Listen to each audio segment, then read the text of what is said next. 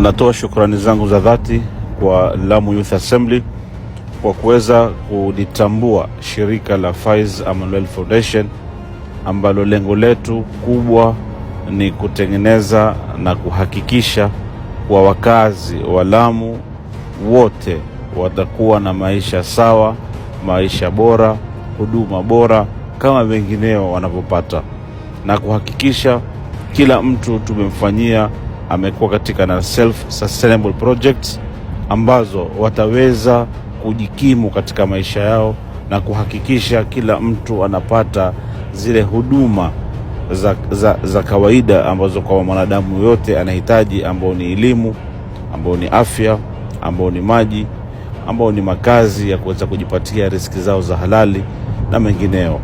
Sisi kama shirika tunasimama kidete na tutaendelea kusimama kidete kwa hali na mali kuhakikisha ndugu zetu wa Lamu wametoka au japo wamepungua kutoka katika maisha ya umaskini na kuja katika maisha ya kuweza kujitegemea. Tunaomba ushirikiano wenu nyote wakazi wa Lamu na wengineo ili tuweze kuwaweka watu wetu katika maisha mazuri. Shukran. Assalamu alaikum wa rahmatullahi wa barakatuh. Nimeweza kufanya kazi na yeye kwa muda wa miaka 9 wakati nikiwa Muhuri, na vile vile ningependa kutambua mwakilishi wa Faiz Amanuel Foundation ambaye ndugu yetu Asad yuko pale. Kwa hivyo bila kupoteza wakati, ningeomba Executive Director wa Lamu Youth Affairs aje kumpeleka.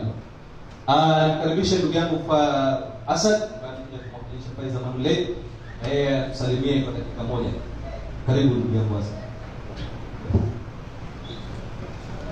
Members, Mr. President, the Vice, Mr. Speaker, mjambo.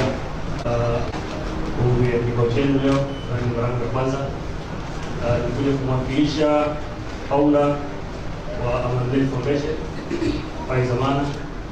Kwa bahati mbaya kwa dharura za kazi ameshirika kuweza kuja, lakini ni furaha kwa yeye kuonekana kwamba juhudi zake na kusaidia jamii imeweza kuonekana na Lamu Youth ni motisha na inampatia morali zaidi kufanya zaidi.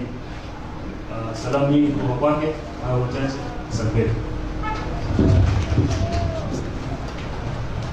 Asante sana. The certificate is going to be addressed to Faiz Amanuel Foundation, which is represented by Asad.